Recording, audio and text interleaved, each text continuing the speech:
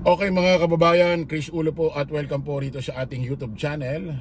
Okay mga kababayan, pag-usapan ho, update ho tayo rito sa Balitang Maynila. Alam niyo naman ho rito sa Maynila, parang usaping national din ho ito. Mainit ho ang usapin dyan. Pag-usapan ho natin itong walang kamatayang laging ipinopost ni Isko Moreno. Na yung lagi niyang ito pamatay, yung specialty niya ito, itong post na ito, itong Pedro Hill Residence. Kasi 3 araw nakakalipas, may pinost ho siya. Ito, basahin natin. Matagal nang tapos ang isa sa mga naiwan nating in-city vertical house project sa Manila, ang Pedro Hill Residence. Sabi niya, matagal nang natapos ang isa sa mga naiwan natin. Anong naiwan? Iniwan mo. Iniwan mo.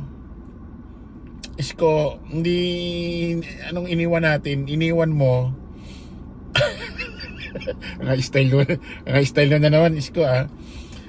Kasagsagan pa po ng pandemya natin ito inumpisahan taong 2025 na, pero hanggang ngayon hindi pa rin ito nabubuksan. Ayun na nga, hindi mo talaga maintindihan, Isko. Kaya nga dapat hindi mo iniwan ang Maynila. Dapat hindi ka tumakbo ng pagka-presidente ng 2022. Dapat lahat ng pinatayo mo kasama ang administrasyon mo, at nandoon din si Vice Mayor Hani Lacuna, that time Vice Mayor, kasama mo nung pinatatayo mo ito. Ibig sabihin, hindi lang credit ito sa'yo, credit din ni Vice Mayor Hani Lacuna, kasi nandoon siya nung pinatatayo mo ito, nakasuporta. Dapat hindi ka umalis. Dapat hindi ka umalis.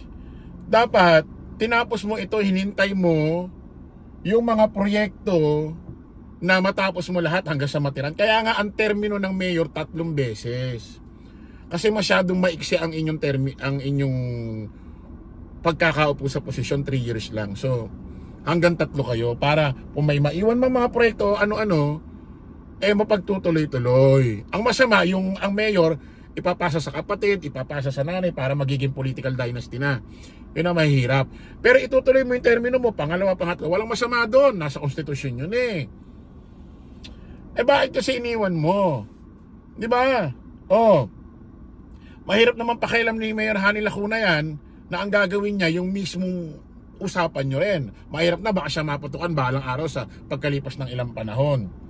Ngayon mga kababayan, eto si Dr. Hani Lacuna, or si Mayor Hani Lacuna, si Mayora ho ng Maynila,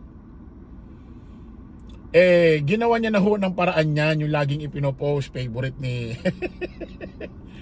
ni Orme Isko Moreno. May ginawa na pala siya dyan. Eto mga kababayan,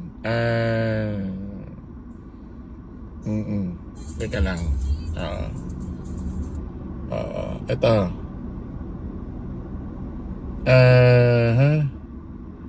Ito. Tayo ang nagbayad, tayo rin ang tumapos. Ay grabe. Palakpakan natin si Mayor Hani Lacuna, mga kababayan. Sabi ko nga sa inyo, mas bilib pa ako rito talaga kay Mayor Hani Lacuna. Bakit? Isipin mo, nung nangutang sila, nung bilyong-bilyong ang administrasyong Isko Moreno, nandoon si Vice Mayor Hani Lacuna that time. Diba? Sabi pa nga ni Isko dati, yung may puno siya, kung masama ako, masama rin sila dahil kasama ko sila nung inutang yan, sabi. Siyempre, ang lagay mas disagree, ang lagay disagree siya sa'yo, mayor ka. So, ibig sabihin, ayon sa yung pananalita, kasama si Vice Mayor Hani Lacuna that time nung nangungutang kayo. Ito ay paulit-ulit kong tanong sa'yo, Mayor Isko Moreno na hindi pa sinasagot Sinabi mo ba doon sa mga kasamahan mo, administrasyon mo, uutang tayo, bilyon-bilyon. Pero sa 2022, tatakbo na ako ng pagka-presidente. Iiwan ko na yung utang na yan. Ang magbabayad niyan, yung mananalo na. May sinabi ka bang ganon? Baka wala ka naman kasing sinabi. Ang akala nila, tatakbo ka pa ng isang termino at sama-sama kayong paghihirapan kung paano bayaran ang utang ng Maynila. Baka wala ka naman sinabi.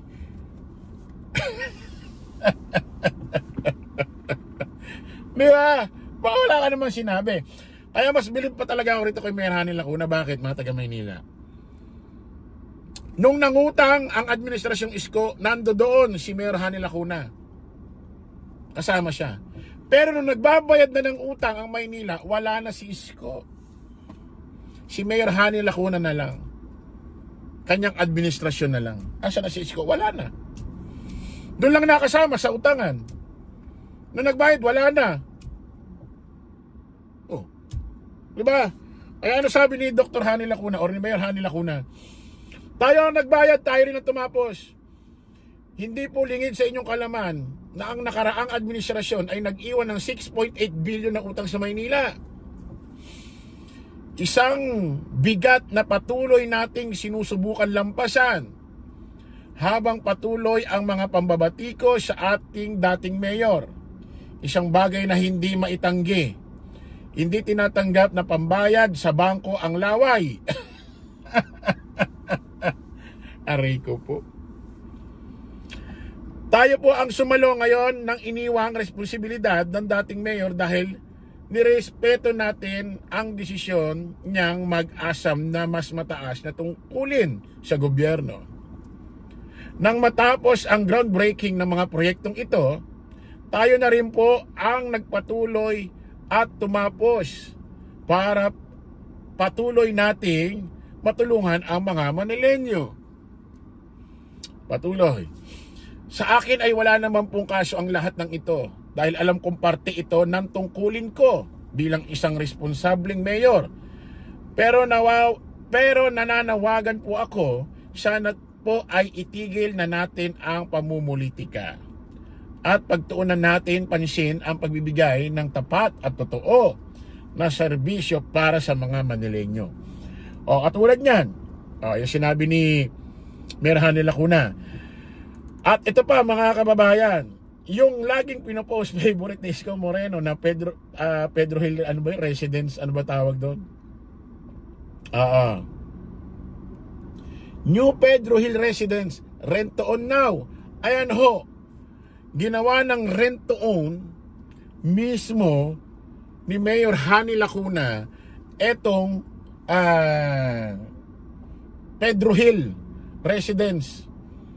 Pwede naman talaga yan kasi nga tignan nyo, di ba yung mga private na condo sa mga Ortigas, Makati, ginagawang rent to own. Pwede talaga yan. At least yan, talagang sayo. Magiging sayo talaga, hindi yung maghuhulog ka buwan-buwan, hindi mo alam kung sayo. Hindi mo alam kung talagang sayo. Mas okay pa to, rent to own, talagang sayo. Di ba? May mga condo sa Ortigas, mga condo sa Makati, mga private. Katulad mga kondo ng SM, yung SMDC. Di ba? May mga kondo sila sa Makati, Ortigas, at kung saan-saan. Di ba? Ano ginagawa? Rent to own, or pwede mong bayaran ng cash. At pag naging sayo, pwede mong paupahan. At least ito, mas okay. Okay, nice ko ha. Okay na, Isko, siguro okay naman na sa'yo to. Baka mag-post-post ka pa. Kasi nga Isko, yun na nga dapat kasi hindi ka tumakbo ng pagka-presidente. Tinapos mo yung term mo kasi sa totoo lang, ang iksi lang ng pagkaupo ng mayor, 3 taon lang. Talagang hindi mo matatapos ang ibang ginawa mo sa umpisa. Kaya nga merong pangalawa, pangatlo para malatag mo lahat, matapos mo lahat ng sinimulan mo. Kaya nga nagkaroon ng 3 termino. Unang upo, pangalawa, pangatlo. At tumakbo ka agad ng pagka-presidente. Tapos magtataka ka, ba't wala pang nangyayari dyan? Dapat, tinapos mo. Di ba? Hindi pa uubaya. Parang gusto mo kasi i-credit sa'yo, pero iba ang tumapos. Mahirap yung ganyan. Unfair naman yan, di ba? Kita mo ngayon. Tinapos ni Mayor Hani Lacuna. Nagbayad na ng utang ng iniwang Isko Administrasyong Isko Moreno. Nagpatayo pa ng mga proyekto, iba't ibang programa para sa mga Manileño. May unang universidad pang tinayo sa Tondo. O ito pa, yung federal residence mo, ginawa pang rentoon. O wala ka naman masasabi. Kaya kung ako sa inyo mga taga Maynila, ang piliin nyo si Mayor Hani Lacuna ngayong 2025 election bilang mayor dyan sa Maynila. Hayaan nyo tapusin nyo yung pangalawang termino niya at kung papalarin hanggang 3 pa. Bakit? Mas okay ito, hindi kayo iniiwan. Ibig sabihin, gusto niya tapusin ang nasimulan niya. Ano sabi ni Leni Robredo, di ba? Kung sakaling manalo siyang mayor ngayon ng Bicol sa 2025, hindi ito magiging dahilan para tumakbo siya ng national sa 2028. Kasi magiging unfair daw yung sa mga nasasakupan niya. Kasi parang ginamit niya lang yung kanyang pagka-mayor sa Bicol para makatakbo ng national. Diba? Oh. So maraming salamat po mga kababayan. Update na lang ulit tayo sa Maynila. Paalam po pa samantala ang inyong lingkod, Dos Chris Ulo. Lagi natin tatandaan doon, follow the majority, follow the right way. Maraming salamat. Kita-kits po tayo ulit. Bye-bye.